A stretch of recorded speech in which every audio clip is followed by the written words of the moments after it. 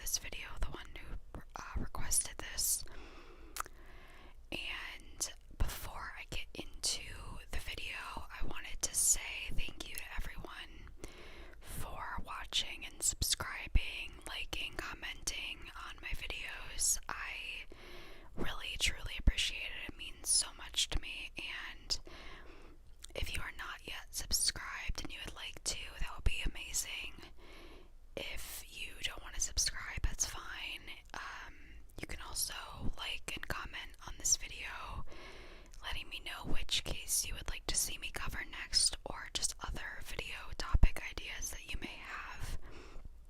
I'm thinking about doing a video on, I kind of want to start doing videos covering different famous figures of history that just had very strange things happen in their lives, or just kind of nefarious things happen in their life, if that makes sense.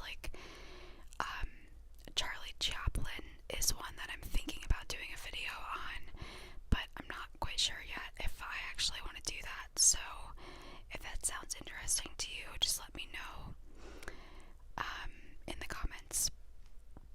So I am going to get into the case now.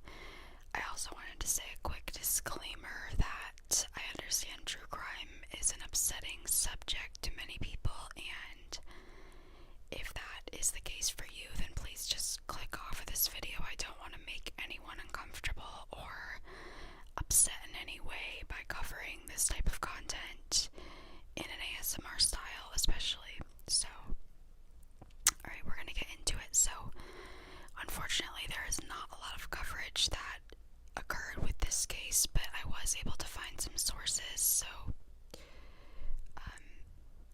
yeah, we're gonna just get into it. So Julie May Hill was born on July 16th of 1958, and actually some sources said that she was born on July 20th,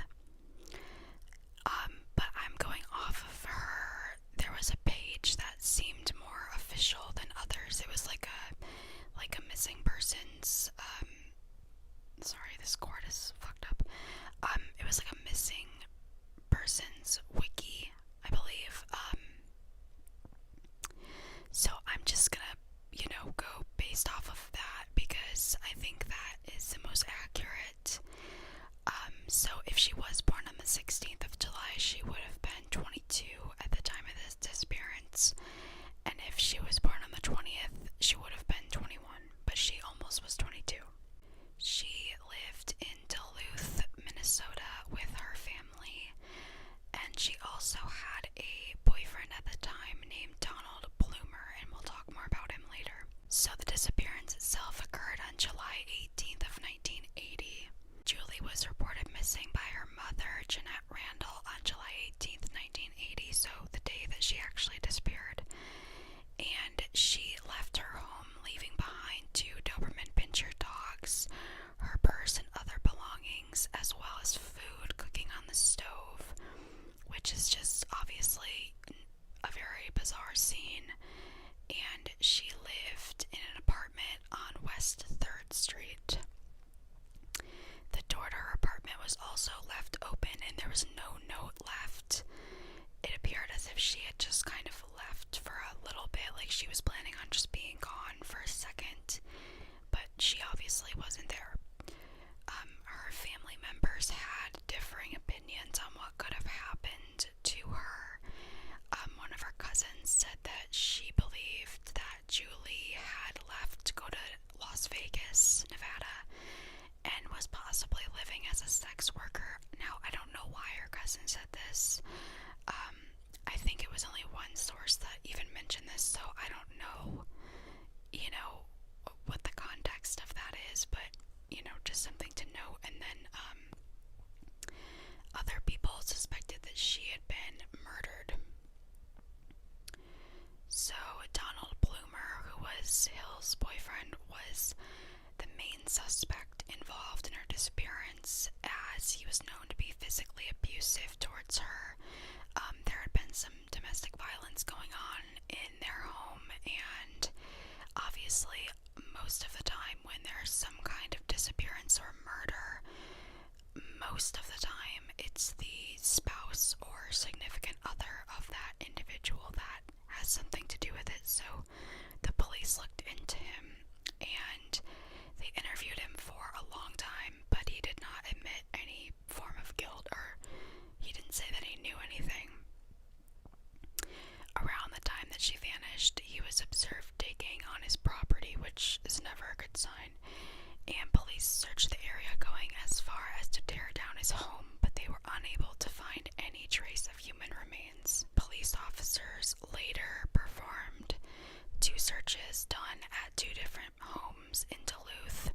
One was on West 9th Street and the other was on Hammond Avenue, and this occurred in the spring of 2004, so I was a little confused about this. I don't know why they waited so long. I think they reopened the case, and we'll get more into that later, but basically they were kind of looking for evidence once again because the case went cold for a while and then it was reopened. So both of these addresses were owned by Donald, her boyfriend, and she lived with him at the location and had moved out shortly before she vanished.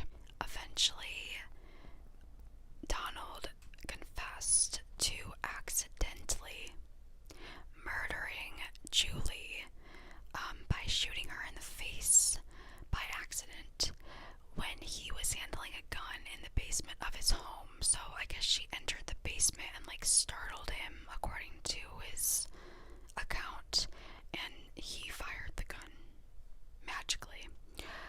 Don't you just hate when that happens? Investigators believe she was killed intentionally, yet Bloomer entered a guilty plea to second-degree manslaughter, and he served a mere 3 years behind bars.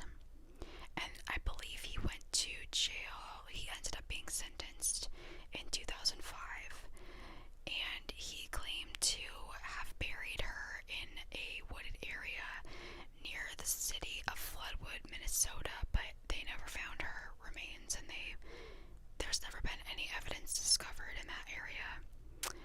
So Kenneth Hill, the father of Julie and the victim's siblings, filed a wrongful death lawsuit against Donald Bloomer in 2004, and unfortunately her mother passed away in 2003.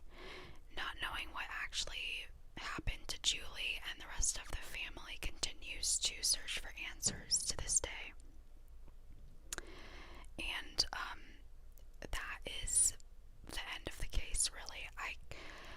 I'm really upset that I couldn't find more information about her as a person and just discover more about what she was like before, but really there was not that much information out there for me to find. But I think it's really important to cover it still, and like I said, this was a requested case, and the person said that Julie was from their hometown, I believe, so I think it's really sad that the boyfriend, I'm not gonna say he did it 100% because clearly, whatever, I can't really say that, but I think it's kind of clear that he did. He admitted to killing her in general, and he barely served any time for it, so it's just very sad for Julie's family that they had to go through this and then just not really see any justice being served. So, very unfortunate stuff going on, and I really hope that one day more comes out about this Donald Bloomer guy and he can get in further trouble and have justice be served, just to kind of bring, a form of closure to Julie's remaining family members. So I will leave contact information in the comments, or I keep on saying that, in the description of this video if anyone out there has any information on the case. And I'll also provide my sources in the comments as well, in the description as well. And like I said, if you would like to leave me a comment letting me know which case you would like to see covered, I will look into that for sure. And once again, thank you to the person who suggested this case.